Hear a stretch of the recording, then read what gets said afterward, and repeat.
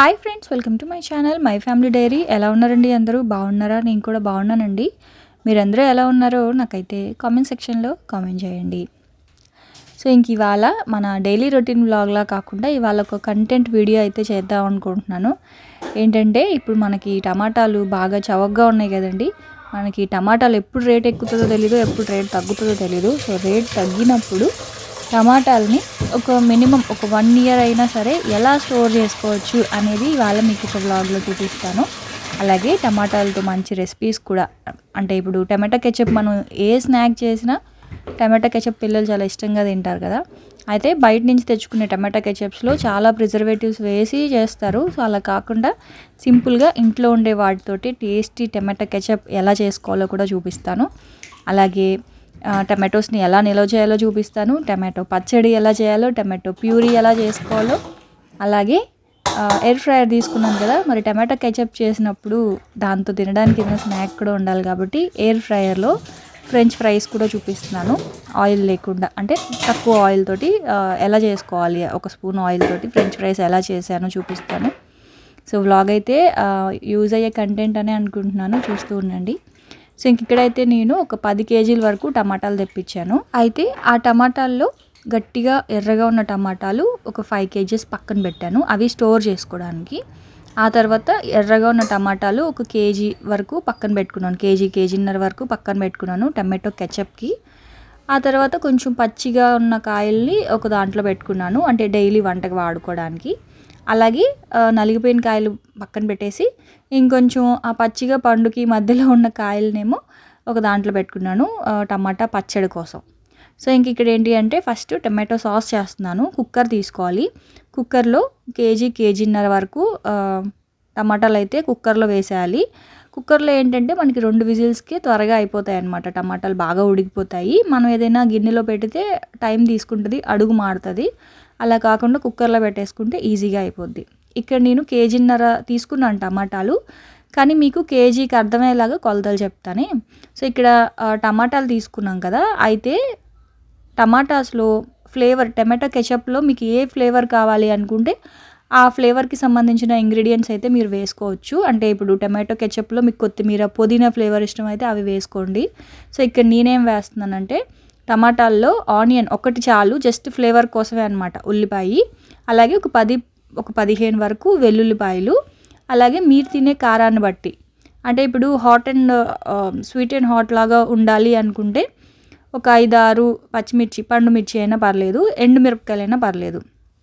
లేదు మా పిల్లలు అస్సలు కారం తినరు అనుకుంటే పచ్చిమిర్చి స్కిప్ చేసేసి ఒక 10 మిరియాలు అయితే వేసుకోండి చాలు. ఆ తర్వాత కలర్ కోసం ఒక బీట్రూట్ వేసుకున్నాను, అది కలర్ కోసం మాత్రమే అనమాట బీట్రూటు. సో ఒక ఉల్లిపాయ, వెల్లుల్లిపాయలు, పచ్చిమిర్చి, బీట్రూట్ ఇవైతే వేసేసుకొని ఎక్కువ వాటర్ వేయాల్సిన అవసరం లేదు. చూసారు కదా, చిన్న టీ కప్పు వాటర్ అయితే వేసాను. అది ఒక 2 to 3 విజిల్స్ బాగా ఉడకాలన్నమాట. మీడియం ఫ్లేమ్లో పెట్టేయండి. 3 విజిల్స్ వచ్చిన తర్వాత స్టవ్ ఆఫ్ చేసేయండి. ఈ లోపల అది విజిల్స్ వచ్చే వరకు ఇప్పుడు ఏంటంటే మళ్ళీ టమాటాస్ కట్ చేస్తున్నాను కదా, ఇది టమాటా పచ్చడి. యాక్చువల్గా రోటి పచ్చడి అని చెప్పొచ్చు, కాకపోతే నా దగ్గర రోల్ లేదు కాబట్టి నేనైతే మిక్సీలోనే చేసుకోవాలి. కానీ ఇది నిలవ ఉండే పచ్చడి కాదు, ఎందుకంటే నేను లాస్ట్ మంతే నిలవ పచ్చడి పెట్టుకున్నాను కాబట్టి ఇంట్లో ఉంది పచ్చడి, టమాటో నిలవ పచ్చడి ఇంట్లో ఉంది. అందుకని ఇదేంటి అంటే రోటి పచ్చడి లాగా అనమాట. సో అప్పటికప్పుడే చేసుకునేటట్లుగా. సో దానికి ఏంటి అంటే కొంచెం పచ్చిగా కొంచెం పండుగా ఉన్నా పర్వాలేదు. సో మంచిగా ఉన్న కాయలు అవన్నీ చూసి ఇలాగా పచ్చడి అయితే చేస్తూ ఉన్నాను. ఇక్కడ ఏంటి అంటే దాదాపు ఇది కూడా ఒక కేజీ కన్నా కొంచెం తక్కువ ఉండొచ్చు, లేదా కేజీ ఉండొచ్చు, నేను అంచనాగా చేస్తా. ఇక్కడ ఏంటి అంటే ఒక 20 వరకు పచ్చిమిర్చి తీసుకున్నాను. ఈ పచ్చడి అన్నంతో బాగుంటుంది, దోశ ఇడ్లీతో కూడా చాలా బాగుంటుందండి. సో ఫస్ట్ అయితే ఒక 2 to 3 స్పూన్స్ ఆయిల్ వేసుకొని ఒక స్పూన్ జీలకర్ర చిటపట్లాడిన తర్వాత పచ్చిమిరపకాయలని అలాగే వేస్తే పేలుతాయి, అందుకని కట్ చేసి వేసుకున్నాను. అప్పుడు ఏంటి అంటే టపా అని పేలకుండా ఉంటాయి అన్నమాట. ఆ తర్వాత కట్ చేసి పెట్టుకున్న టమాటాలన్నీ వేసేస్తూ ఉన్నాను. పచ్చిమిర్చి కారం అనేది మీరు తినే కారాన్ని బట్టి వేసుకోండి, ఎక్కువ కూడా వేసుకోవచ్చు ఇంకా, కాకపోతే ఇవి సరిపోతాయి. దీనికి సరిపడా చింతపండు, కొంచెం ఒక పెద్ద నిమ్మకాయ సైజ్ అంత చింతపండు అయితే అందులో వేసేసాను. నానబెట్టి లాస్ట్లో కూడా వేసుకోవచ్చు, లేదు అనుకుంటే ఇలా గనక అందులో వేసేస్తే చింతపండు కూడా సాఫ్ట్ అయిపోయి టమాటాల్లో కలిసిపోతుందన్నమాట. సో చింతపండు కూడా వేసేసి మూత పెట్టేసా. ఒకవైపు సాస్ కోసం కుక్కర్లో పెట్టాను, ఇంకొక వైపు గిన్నెలో పచ్చడి కోసం పెట్టాను. సిమ్లో పెట్టాను, అవి బాగా ఉడకాలి కదా, అంటే మగ్గాలి కదా. ఇంక ఈ లోపల టమాటాస్ అయితే కట్ చేసుకుంటా ఉన్నానండి. టమాటాలు అయితే నీట్గా కడిగేసి ఇలాగా 2 పార్ట్స్గా ఇలా కట్ చేసుకోవాలి. అలాగే కూడా స్టోర్ చేసుకోవచ్చు. కాకపోతే ఏమవుద్దంటే మనకి ఆ బాక్సుల్లో స్పేస్ అనేది సరిపోదు. అదే ఇలా కట్ చేసుకున్నాం అనుకోండి, మనం తీసి వాడుకునేటప్పుడు కూడా ఈజీగా ఉంటుందన్నమాట. సో కొంచెం నిలవ ఉండాలి కాబట్టి పళ్ళు బాగుండేలా చూసుకోండి. పాడైపోయినవి అంటే కొంచెం మెత్తబడినవి ఇట్లాంటివి ఏవి పెట్టకుండా గట్టిగా ఉన్న టమాటా పళ్ళని ఇలాగా 2గా కట్ చేసుకొని వాటిని అయితే ఇలాగ ఏదైనా ఒక ప్లాస్టిక్ బాక్సెస్లో కానీ లేకపోతే జిప్లాక్ బ్యాగ్స్ ఉంటాయి కదా, వాటిల్లో కానీ వేసేస్తే ఎక్కువ పడతాయి. పట్టిన తర్వాత వీటిని డీప్ ఫ్రిడ్జ్లో మనం స్టోర్ చేసుకోవాలి. ఇవి ఒక 5 కేజీలు. ఇవి డీప్ ఫ్రిడ్జ్లో పెట్టేసుకుంటే మనకి ఒక 1 ఇయర్ అయినా సరేనండి, ఏం పాడవు, ఇలాగే ఉంటాయి. మనకి ఎప్పుడైనా టమాటాలు రేట్ ఎక్కువగా ఉన్నప్పుడు కావచ్చు, లేకపోతే ఎప్పుడైనా టమాటాలు దొరికినప్పుడు ఇలా తీసుకొని ఒక్కొక్కటి హాఫ్ కట్ చేసి పెట్టుకున్నాం కదా, సో అవి తీసుకొని పప్పులో కూరల్లో వాడుకోవచ్చు. కాకపోతే వాడే ముందుగా కొంచెం సేపు తీసి ఒక ప్లేట్లో పెట్టేసుకుంటే ఒక పావు గంటలో నార్మల్ టెంపరేచర్కి వచ్చేస్తాయి, రూమ్ టెంపరేచర్లోకి. అప్పుడు ఎంచక్కా వాడుకోవచ్చు అనమాట. సో అవైతే ఇంక నేను డీప్ ఫ్రిడ్జ్లో పెట్టేశాను. అయితే ఇంకొక ప్రాసెస్ కూడా ఉంది. టమాటాలని అలాగే మధ్యలో హాఫ్ కట్ చేసి బాగా ఎండొస్తూ ఉన్నప్పుడు ఎండలో కూడా ఎండబెట్టుకుంటే డ్రై టమాటాస్ కూడా అవుతాయి. అవి కూడా 1 ఇయర్ దాకా నిల్వ చేసుకోవచ్చు. కాకపోతే ఇంకా ఎండ రావాలి కదా, సో ఇప్పుడిప్పుడే ఎండాకాలం స్టార్ట్ అవుతుంది. ఇంకొక 20 డేస్ ఆగిన తర్వాత మీకు ఆ ప్రాసెస్ కూడా చూపిస్తాను. దీనివల్ల మనకి ఏమీ సైడ్ ఎఫెక్ట్స్ అంటే ఏమి ఉండదండి. అయితే ప్లాస్టిక్ బాక్స్లో పెడితేనే డీప్ ఫ్రిడ్జ్లో ఉంటుంది. గ్లాస్లో పెడితే ఏంటంటే గ్లాసు అన్ని డేస్ పాటు మనకి డీప్ ఫ్రిడ్జ్లో నిల్వ ఉండదన్నమాట, పగుళ్ళు వచ్చేస్తుంది. ప్లాస్టిక్ అయితేనే ఫ్రీజింగ్ అయినప్పుడు ఉంటుందన్నమాట. సో అందుకనే నేను ప్లాస్టిక్ బాక్స్లో వేసి డీప్ ఫ్రిడ్జ్లో పెట్టేసుకున్నాను. నార్మల్ ఫ్రిడ్జ్లో పెట్టకూడదండి, డీప్ ఫ్రిడ్జ్లోనే పెట్టాలి. అప్పుడే మనకి ఎన్ని రోజులు కావాలంటే అన్ని రోజులు నిల్వ ఉంటాయి. ఆ తర్వాత ఇంకా ఉల్లిపాయలు కూడా ఇంటి దగ్గరకు వచ్చాయండి. ఉల్లిపాయలు అయితే తీసుకున్నాను. అయితే ఈ ఉల్లిపాయలు బయట కేజీ 50 రూపాయలు 60 రూపాయలు అమ్ముతున్నారండి. ఇంటి దగ్గరికి ఏంటంటే 100కి 5 కేజీలని వచ్చాయి. కాకపోతే కొంచెం సైజ్ అనేవి చిన్నగా ఉన్నాయన్నమాట. సో చిన్నగా ఉన్నప్పుడు ఏంటంటే నేను ఎలాగో చాపర్లో వేసేస్తాను కదా, సో ఒక 5 కేజీలు తీసుకున్నాను. ఖాళీగా ఉన్నప్పుడు ఇలాగ వాటికి పైన పొట్టు తీసేసి కట్ చేసి నార్మల్ ఫ్రిడ్జ్లో, డీప్ ఫ్రిడ్జ్లో కాదు, నార్మల్ ఫ్రిడ్జ్లో కనుక కట్ చేసేసి ఇలా కనుక స్టోర్ చేసుకుంటే మనకి వంట ఈజీ అవుతుంది. మెయిన్గా ఇలా చిన్న చిన్న ఉల్లిపాయలు ఉన్నప్పుడు ఏంటంటే పొద్దున్నే క్యారేజ్ కట్టేటప్పుడు అవి కట్ చేయాలంటే చాలా చిరాకు వస్తుంది. నాకు కొంచెం కష్టమే అయ్యింది. కానీ ఖాళీగా ఉన్నప్పుడు ఒక వారానికి సరిపడా కాయలని ఇలా కట్ చేసి పెట్టుకున్నాను. ఒక 2 కేజెస్ వరకు నేను ఉల్లిపాయలని కట్ చేసేసి ఫ్రిడ్జ్లో పెట్టుకున్నాను. మిగతావన్నీ కూడా మా వారు మామయ్య వచ్చినప్పుడు ఇంకా అవి కట్ చేయించేసుకుంటాను. ప్రస్తుతానికి మాత్రం నాకు కావాల్సినవి ఒక 2 కేజెస్ వరకు ఉల్లిపాయలు కట్ చేసి పెట్టుకున్నాను. ఆ తర్వాత ఇదిగోండి టమాటో పచ్చడి చల్లారిపోయింది. అందులో సాల్ట్, వెల్లుల్లిపాయలు వేసుకొని ఇలా టమాటో పచ్చడి అయితే చేసుకున్నాను. ఇది దోశ, ఇడ్లీ దేంతో అయినా బాగుంటుంది, అన్నంతో కూడా బాగుంటుంది. రోట్లో రుబ్బితే ఇంకా చాలా బాగుండేది. ఉల్లిపాయలు కూడా వేసుకోవచ్చు, కాకపోతే ఎక్కువ చేశాను కదా, ఉల్లిపాయలు కనుక వేస్తే పాడైపోద్ది. అందుకే తినేటప్పుడు కొంచెం పచ్చడిలో ఉల్లిపాయలు కలుపుకుంటే సరిపోతుంది. అందుకని అదైతే పక్కన పెట్టేసుకున్నాను. అది బయట నిల్వ ఉండదు, అయినా పచ్చడి కోసం అందరికీ తెలిసిందేలేండి, స్పెషల్ ఏం కాదు. ఆ తర్వాత ఇదిగోండి టమాటో కెచప్. టమాటోస్ ఉడికించుకున్నాం కదా, అది కంప్లీట్గా చల్లారిపోవాలండి. చల్లారిన తర్వాతే మిక్సీ చేసుకోవాలి, ఎందుకంటే మనం దాన్ని స్టోర్ చేసుకుంటాం కాబట్టి. సో ఇదిగోండి టమాటోస్ అన్నిటినీ ఇలాగ మిక్సీ చేసుకోవాలి. అంటే టమాటోస్, పచ్చిమిర్చి, బీట్రూట్, ఉల్లిపాయ, వెల్లుల్లిపాయ అన్నీ వేసాం కదా.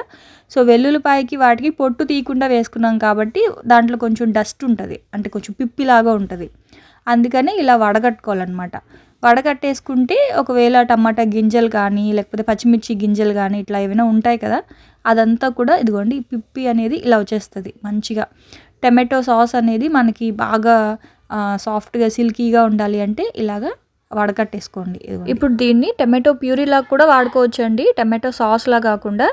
ఇప్పుడు దీంట్లో సాల్ట్ ఒకటే వేసేసుకొని మనం ఏదైనా బాటిల్స్లో వేసి ఫ్రిడ్జ్లో స్టోర్ చేసుకోవచ్చు. టమాటో ప్యూరీ బయట నుంచి తెచ్చుకుంటాం కదా, సో టమాటో ప్యూరీలాగా కూడా చేసుకోవచ్చు. అయితే ఆనియన్స్, వెల్లుల్లి ఇట్లా ఏం వేయాల్సిన పని లేదు.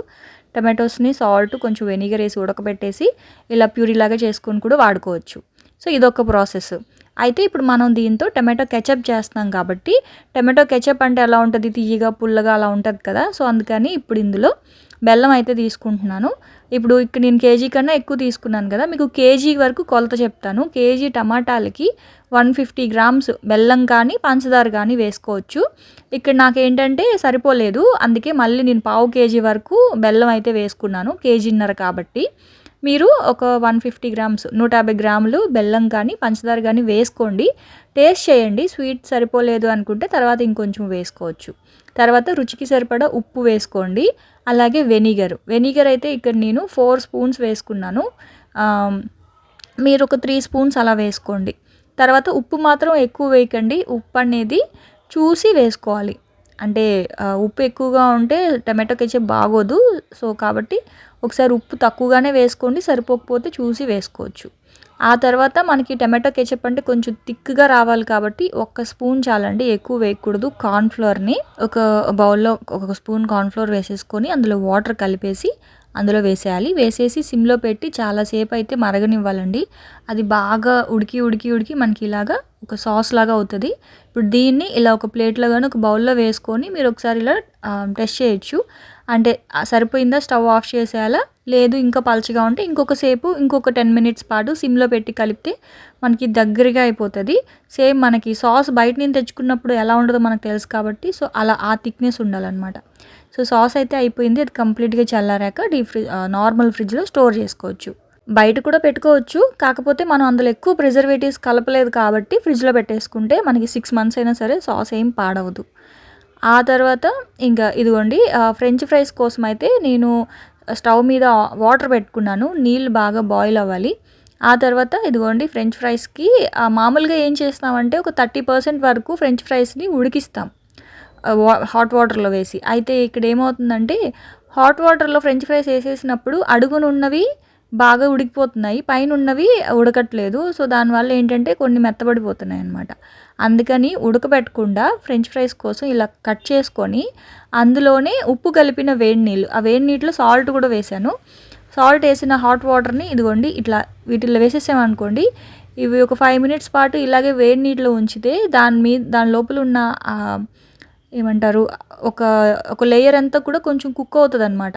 ఒక 30% కనుక అది ఉడికితే చాలు, 20-30% ఉడికితే మనకేమవుతుందంటే బాగా స్టిఫ్గా వస్తాయి.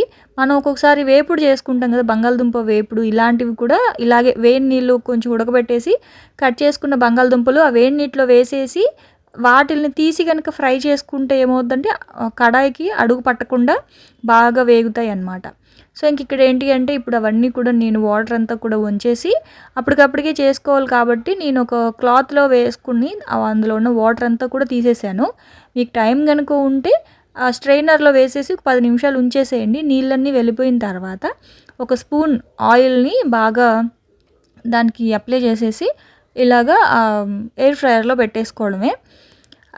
మామూలుగా అయితే మనం ఇంకా డీప్ ఫ్రై అయితే ఆయిల్లో వేసుకొని బాగా మరుగుతూ ఉన్న ఆయిల్లో వేసుకొని డీప్ ఫ్రై చేసుకోవడం.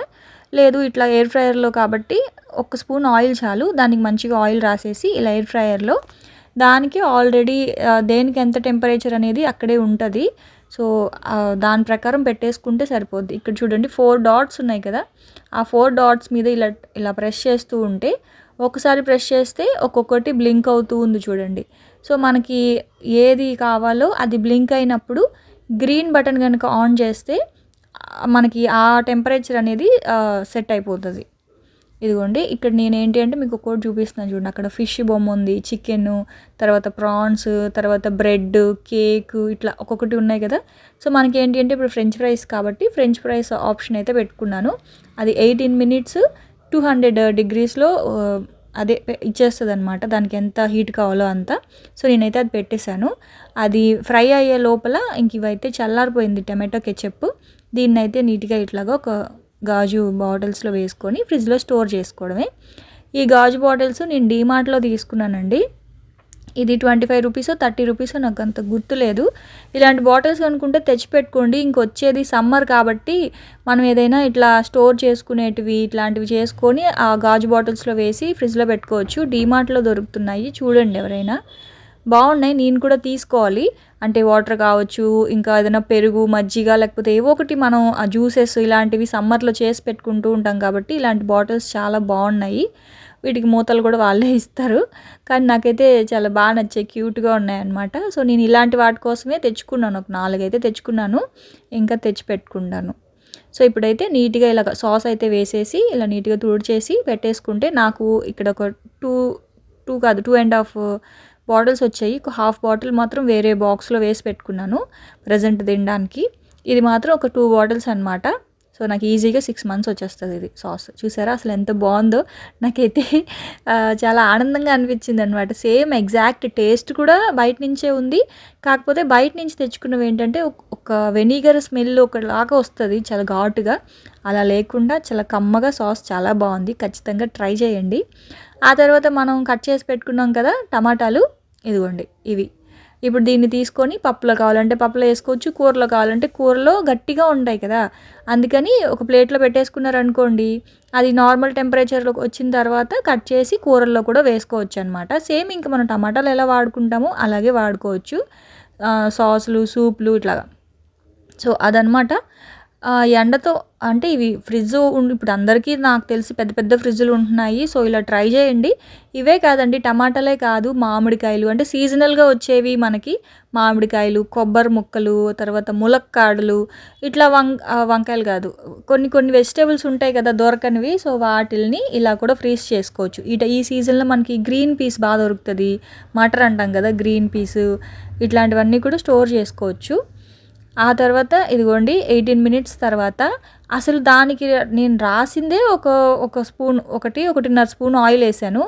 అది కూడా ఆయిల్ కూడా అవి పీల్చట్లేదన్నమాట, బయటకే వచ్చేస్తూ ఉంది. మనం ఆ పొటాటో ఫ్రైస్కి ఆ ఆయిల్ అప్లై చేసినా సరే ఎయిర్ ఫ్రైయర్లో ఆ ఆయిల్ కూడా బయటకు వచ్చేసి ఫ్రైస్ మాత్రం బాగా ఫ్రై అయిపోతున్నాయి, అది ఫ్రెంచ్ ఫ్రైస్ మాత్రం. సో దాంట్లో ఏంటంటే నేను కొంచెము చీజ్ పౌడరు, అలాగే కొంచెం ఏంటంటే సాల్ట్, కారం అయితే వేసుకున్నాను. ఫస్ట్ ఎప్పుడు పిల్లలకే పెడతాను, ఇంకా పిల్లలు రాలేదు కదా అని చెప్పేసి ఇంక నేనే తినేస్తున్నాను అనమాట. నాకు కూడా ఫ్రెంచ్ ఫ్రైస్ అంటే చాలా ఇష్టం. అందులోనూ ఇలాగ తీయంగా, కారంగా ఈ సాసు, అలాగే చీజ్ ఫ్లేవర్ తోటి ఫ్రెంచ్ ఫ్రైస్ అసలు ఎంత బాగుందో. నేనైతే ఫస్ట్ అదంతా నేనే తినేసాను. మామూలుగా ఎప్పుడు నేను పిల్లలకి పెట్టి తింటా, కానీ ఇప్పుడు మాత్రం నాకు బాగా నచ్చింది, అందుకే నేను తినేసాను అనమాట. సో అది మీరు కూడా ట్రై చేయండి. ట్రై చేసి ఎలా వచ్చింది ఏంటి అనేది నాకైతే కామెంట్ సెక్షన్లో కామెంట్ చేయండి. అలాగే మీకు ఈ టిప్స్ యూజ్ అయ్యాయా లేవా అని కూడా నాకైతే షేర్ చేయండి. నేనైతే రేపటి వ్లాగ్లో మళ్ళీ వచ్చేస్తాను, అప్పటి వరకు ఉంటాను. నేనైతే కొంచెం బిజీగా ఉన్నాను తినడంలో, ఎందుకంటే నాకు ఇష్టమైనది ఏదైనా తినేటప్పుడు ఎక్కువ వ్లాగ్ చేయను అనమాట, తినేస్తాను ఫస్ట్ అది. సో ఇంకా వ్లాగ్ అయితే ఇక్కడితో ఎండ్ చేస్తున్నాను. రేపటి వ్లాగ్లో మళ్ళీ వచ్చేస్తాను, అప్పటి వరకు అయితే ఉంటాను. Bye friends, bye.